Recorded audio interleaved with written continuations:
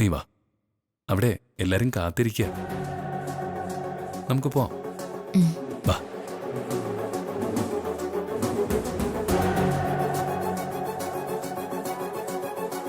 പാർവതി എന്ത് പ്രാർത്ഥിച്ചാലും അത് സംഭവിക്കുകയാണ് പതിവ്. എന്റെ കാര്യത്തിലും അത് സംഭവിച്ചാൽ ഗായത്രിയെ കൊന്നത് ഞാനാണെന്ന് കണ്ടെത്തി അവള് വിശാലിനോട് പറഞ്ഞാൽ പിന്നെ എന്തായിരിക്കും നടക്കുന്നത്? വിശാലിന്റെ കൈകൊണ്ട് മരണമായിരിക്കും. അതിനു മുൻപ് എന്തെങ്കിലും ചെയ്യണം.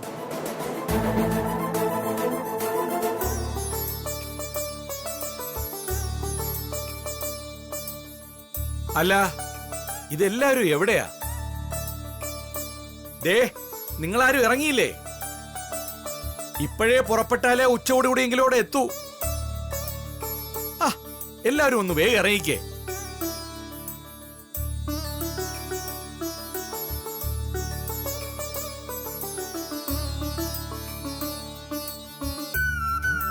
ഞങ്ങള് റെഡിയായി അച്ഛാ. ആ, നിങ്ങൾ വന്നോ? അല്ല, വിശാലും പാർവതി റെഡിയാണോ? അവര് റെഡിയാവണച്ചാ. ആ ആ ഞങ്ങള് റെഡിയാച്ചാ. ശരി, അപ്പൊ നമുക്ക് പോവാം. അല്ല, ഗാർഗി എവിടെ? അവള് വരുന്നില്ലേ?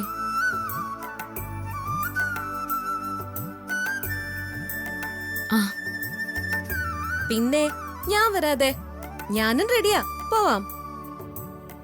അപ്പൊ എല്ലാരും ആയല്ലോ, വാ നമുക്ക് ഇറങ്ങാം. വാ. അല്ല, നിങ്ങൾ ഇറങ്ങിയോ? ഞങ്ങളും വരുന്നുണ്ട്. ഹാ, അല്ല, നിങ്ങൾ വന്ന എങ്ങനെ ശരിയാവുക? ഇവിടെ ഇപ്പൊ അമ്മ മാത്രമായി പോവില്ലേ? ദേ, നിങ്ങൾ ഇവിടെ തന്നെ നിന്നാ മതി. അമ്മയുടെ ഒരു സഹായത്തിന് നിങ്ങൾ ഇവിടെ വേണം. ഞങ്ങളെ പോയിട്ട് വരാം. അല്ല ചേട്ടാ, ഞങ്ങളും കൂടി. നിങ്ങൾ വരണ്ട.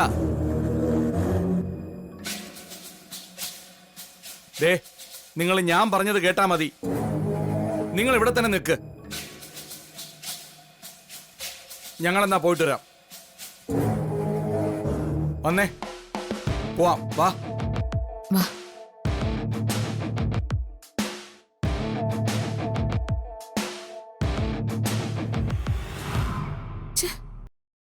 വിശാലിന്റെ കൂടെ ലക്ഷ്മിപുരത്തേക്ക് പോകാന്ന് കരുതിയതാ, അത് നടന്നില്ല.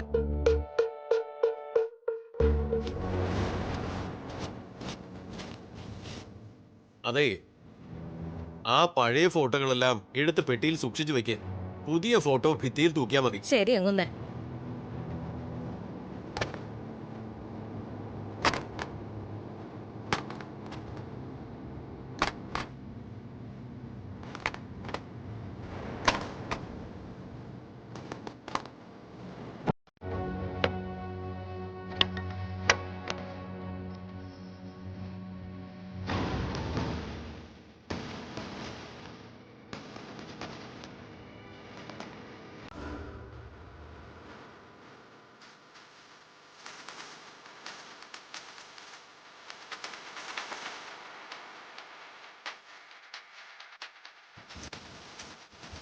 ജാസ്മിൻ,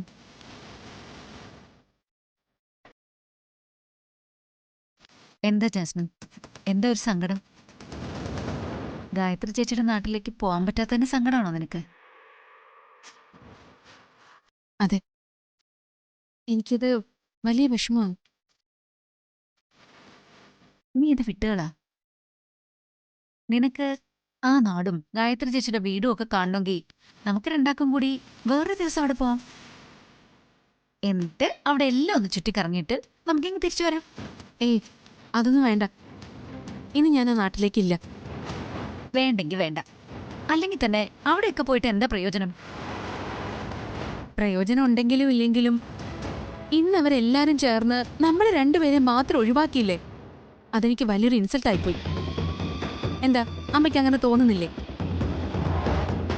അല്ല മോളെ, അത് അമ്മയെ നോക്കാൻ നമ്മളോട് ഏട്ടൻ പറയുമ്പോ അത് എങ്ങനെ നമുക്ക് നിഷേധിക്കാൻ പറ്റും? അമ്മേ, നമ്മൾ അവരോടൊപ്പം ഗായത്രി അമ്മയുടെ നാട്ടിലേക്ക് പോകുന്നത് പാർവതിക്ക് താല്പര്യമില്ല. അതുകൊണ്ട് അവൾ അങ്കിളിനെ ബ്രെയിൻ വാഷ് ചെയ്തു. അതിന്റെ ഇമ്പാക്റ്റ് ആണ് അച്ഛമ്മയുടെ പേരും പറഞ്ഞ് അങ്കിള് നമ്മളെ ഇവിടെ തഴഞ്ഞത്. ഇതില് പാർവതിയുടെ ഇടപെടൽ ഉണ്ടാവൂ? അതിലെന്താ ഇപ്പൊ ഇത്ര സംശയം? ഉണ്ട്, പാർവതിയുടെ ഇടപെടലുണ്ട്. ഛേ, നീ ഇതിനെക്കുറിച്ചൊരു സൂചനയെങ്കിലും നൽകിയിരുന്നെങ്കിൽ അവളുടെ പ്ലാൻ ഞാൻ പൊളിച്ചേനെ. നമ്മൾ അവൾക്കൊപ്പം ആ ഗ്രാമത്തിലോട്ട് പോയേനെ.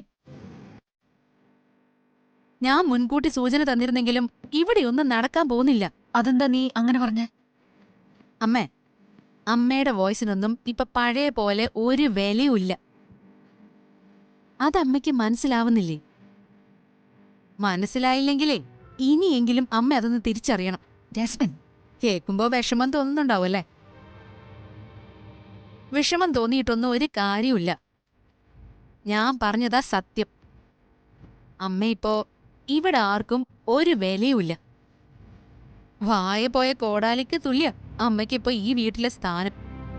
വെറും ഒരു പാഴ്വസ്തു.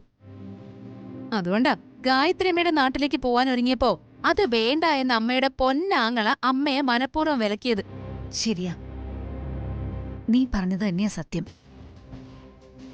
ഞാനിതുവരെ ഒരു മൂഢസ്വർഗത്തിലായിരുന്നു. ഇപ്പോഴാണ് എനിക്കിത് ബോധ്യപ്പെട്ടത്.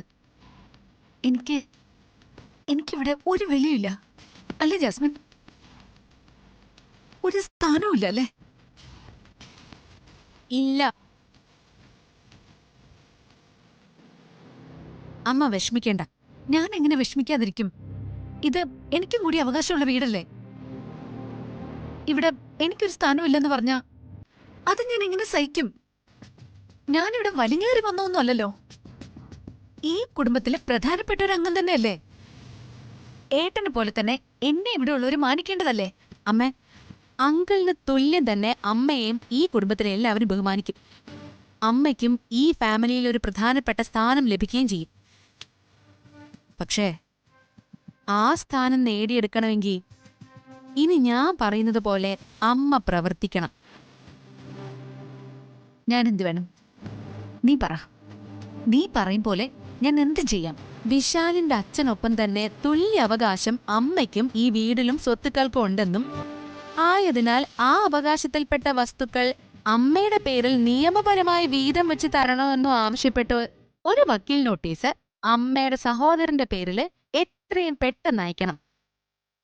അതായത് അവരാ ഗ്രാമത്തിൽ നിന്ന് മടങ്ങിയെത്തുമ്പോ വിശാലിന്റെ അച്ഛന് ആ നോട്ടീസ് കിട്ടിയിരിക്കണം. എന്താ, അതിനമ്മയ്ക്ക് ധൈര്യമുണ്ടോ? എനിക്കെന്തിനു ധൈര്യക്കുറവ്? എനിക്ക് അവകാശപ്പെട്ട പ്രോപ്പർട്ടീസ് എന്റെ പേരിലേക്ക് പാർട്ടീഷൻ ചെയ്ത് തരണമെന്ന് ആവശ്യപ്പെടുന്നതിന് ഞാനെന്തിനാ ഭയപ്പെടുന്നത്? എങ്കിലേ എത്രയും പെട്ടെന്ന് അമ്മ അതിനുവേണ്ടി മൂവ് ചെയ്യണം. തീർച്ചയായും. ഈ കാര്യത്തില് ഇനി ഒരു ഡിലേ എന്റെ ഭാഗത്തുനിന്നുണ്ടാവില്ല. ഈ സുശീല ആരാന്ന് അവർക്ക് ഞാൻ കാണിച്ചു കൊടുക്കാം. എന്റെ അവകാശം നിയമപരമായി തന്നെ ഞാൻ നേടിയെടുത്തിരിക്കും.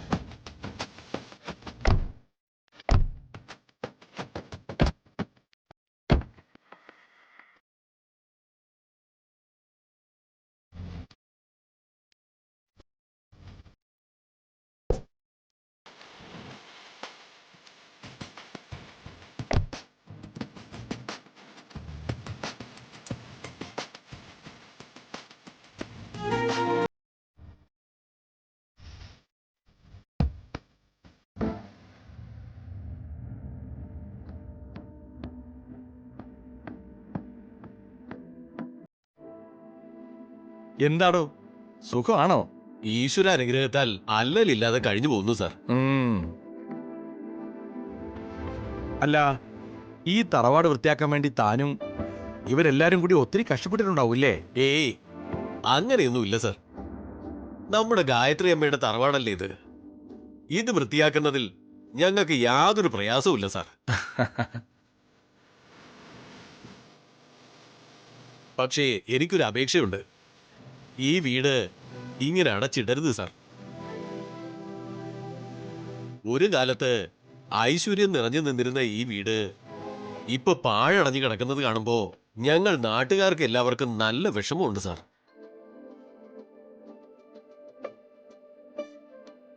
അതിൽ ഞങ്ങൾക്കും വലിയ വിഷമമുണ്ടോ? വിഷമം തോന്നിയിട്ട് മാത്രം കാര്യമില്ല. ഇടയ്ക്ക് എപ്പോഴെങ്കിലുമൊക്കെ എല്ലാവരും കൂടെ ഇവിടെ വന്ന് താമസിക്കണം. എങ്കിൽ മാത്രമേ ഈ വീടിനൊരു ജീവനുണ്ടാവൂ. നോക്കാടോ, നോക്കാം. ഇനി ഇതിന് മറുപടി പറയേണ്ടത് സാറല്ല, ഇവിടത്തെ മരുമകളാ.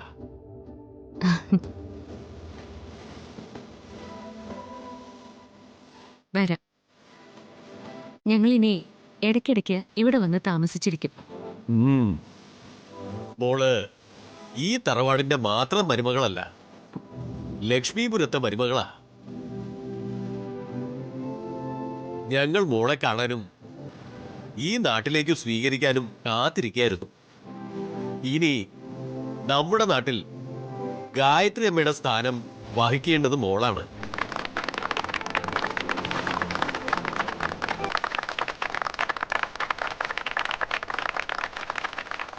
ഗായത്രി അമ്മ ഞങ്ങൾ ലക്ഷ്മീപുരത്തുകാർക്ക് എന്നും ഒരു താങ്ങും തണലുമായിരുന്നു. ഞങ്ങളുടെ അഭിമാനമായിരുന്നു. ആ കുറവ് പരിഹരിച്ച് അമ്മയുടെ പാത പിന്തുടർന്ന് മോൾ എന്നും ഞങ്ങൾക്കൊപ്പം ഉണ്ടായിരിക്കണം. അയ്യോ, ഞാൻ ഒരിക്കലും ദേവമ്മയ്ക്ക് പകരം ആവില്ല.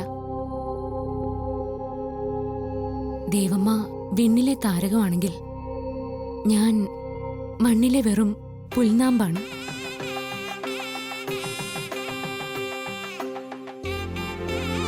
എങ്കിലും ഞാനായിട്ട് ദേവമ്മയുടെ അഭിമാനത്തിന് ഒരു ക്ഷീണവും വരത്തില്ല. അത് ഞാൻ ഉറപ്പു തരാം.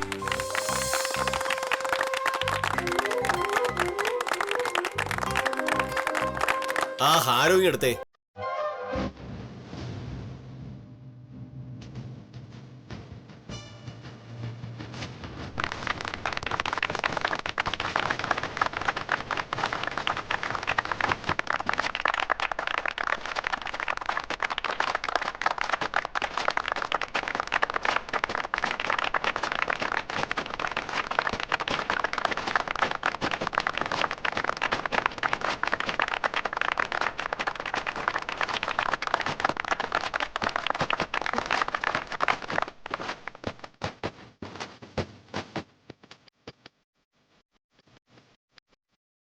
വരൂ, എല്ലാവരും വരൂ. ആ പ്രഭാവതി അമ്മേ, പ്രതാപ സാറേ, വരണം.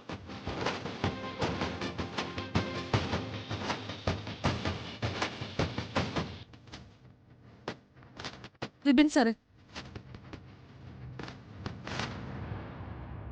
ഇവള് മാത്രമാണ് ഇവിടുത്തെ മരുമകള്.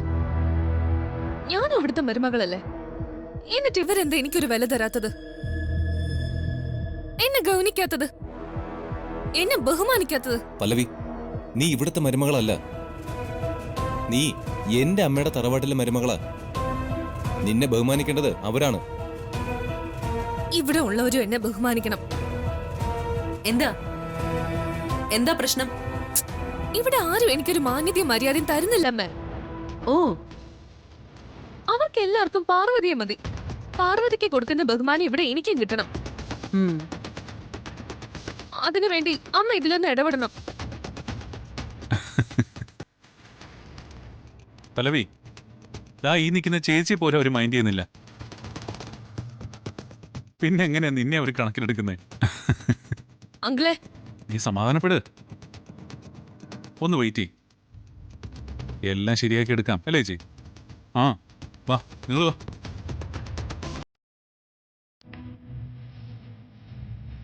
അങ്ങുന്നേ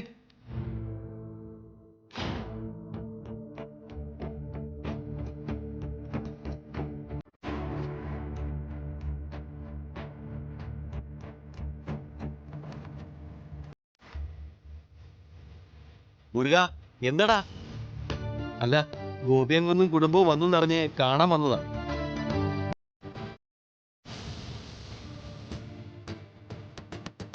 ഇവരെല്ലാവരും ഇപ്പൊ ദേ ഇങ്ങോട്ട് വന്നതേ ഉള്ളൂ.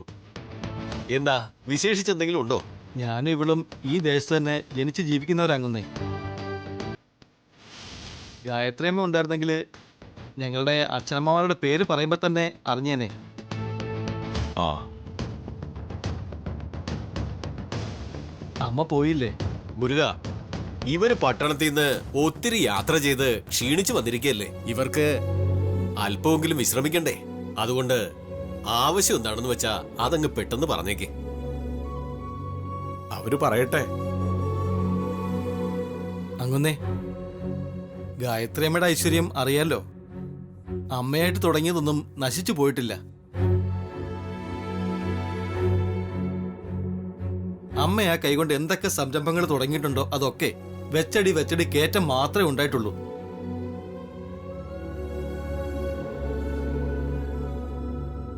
അമ്മ താലി എടുത്തു കൊടുത്ത് നടത്തിച്ച കല്യാണങ്ങളൊന്നും ഇതുവരെ പാഴായി പോയിട്ടില്ല. അവരെല്ലാവരും ഇപ്പോ സമാധാനത്തോടെ സന്തോഷത്തോടെ കുടുംബം നടത്തുന്നു. അത് മുരുകൻ പറഞ്ഞത് സത്യമാണ്. ഗായത്രിയമ്മ ഒരു നിറകുടമായിരുന്നു. അമ്മ പോയതോടെ ലക്ഷ്മീപുരത്തെ ഐശ്വര്യത്തിന് മങ്ങലേറ്റു എന്ന് പറയാം. ഞാൻ അധികം ബുദ്ധിമുട്ടിക്കുന്നില്ല. വന്ന കാര്യം പറയാം. എന്റെ കുഞ്ഞിന് ഒരു പേരിടണം.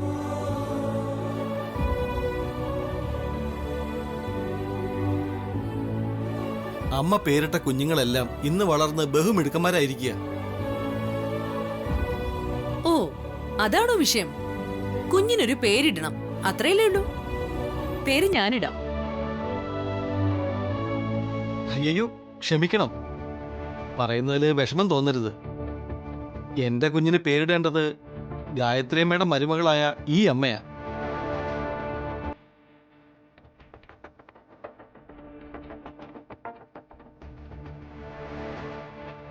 ഈ അമ്മയാ ഇനി ഞങ്ങൾക്ക് ഗായത്രിയമ്മ.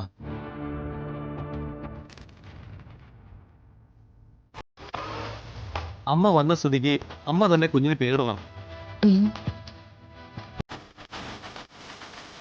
പാർവതി, ഇത് ഇവിടുത്തെ ഒരു കീഴ്വഴക്കോ? അമ്മ ഇവിടെ താമസിച്ചിരുന്നപ്പോഴും പട്ടണത്തിലേക്ക് മാറിയപ്പോഴും ഈ നാട്ടില് ഇതുപോലെയുള്ള മംഗളകർമ്മങ്ങൾ നടത്താൻ അമ്മ ഇടയ്ക്കിടയ്ക്ക് വരുമായിരുന്നു.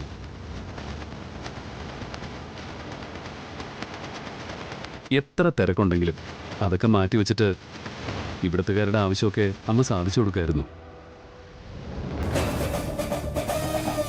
മോളെ, ആലോചിക്കാൻ ഒന്നുമില്ല.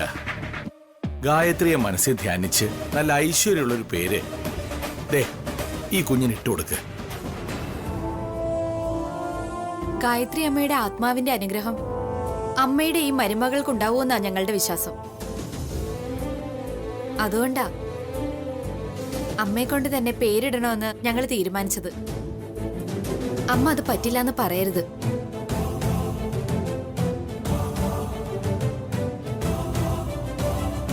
മോളെ, മോൾ ഈ ലക്ഷ്മീപുരത്തെ മണ്ണിൽ കാലുകുത്തിയപ്പോ ആദ്യമായി കിട്ടുന്ന സ്നേഹാദരവാണിത്. അത് സ്വീകരിക്കണം. സ്വീകരിച്ച് ഈ കുഞ്ഞിന് മോള് തന്നെ നാമകരണം നടത്തണം. അത് ഗായത്രി അമ്മയുടെ ആത്മാവിന് വളരെ സന്തോഷമാവും.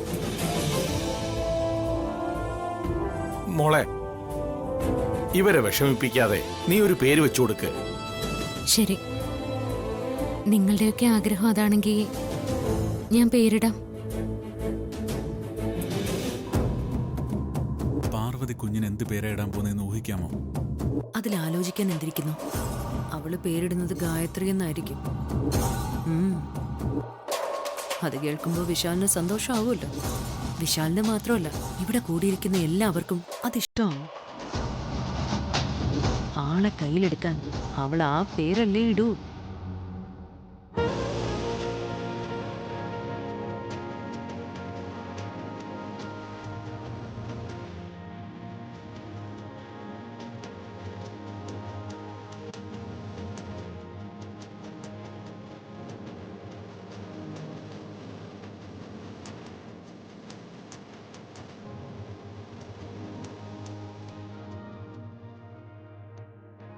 കീർത്തി കീർത്തി കീർത്തി.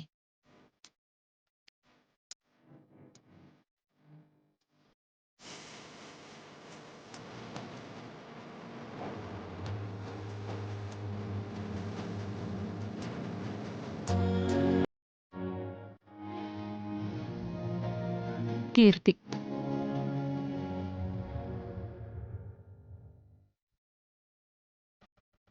എന്താ പേര് ഇഷ്ടപ്പെട്ടോ? നീ ഗായത്രി എന്ന പേര് കുഞ്ഞിന് വയ്ക്കുമെന്നാണ് ഞാൻ കരുതിയത്. അതെ, അമ്മയുടെ പേര് വയ്ക്കാത്തതിന് ഒരു കാരണമുണ്ട്.